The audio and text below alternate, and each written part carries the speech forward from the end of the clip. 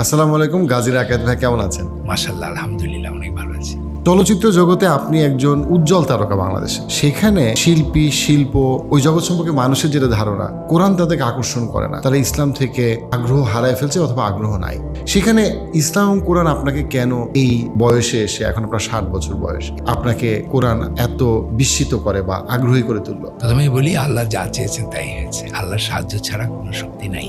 আমার যা প্রাপ্তি, এটা আমি তো একজন প্রকৌশলী এবং আমি এই বয়সে এসে কোরআন আমাকে অ্যাট্রাক্ট করেছে এটা আমি বলবো না। আমাকে কোরআন অ্যাট্রাক্ট করেছে, আমি যদি বলি তাহলে 2002 থেকে শুরু হয়েছে প্রক্রিয়াটা।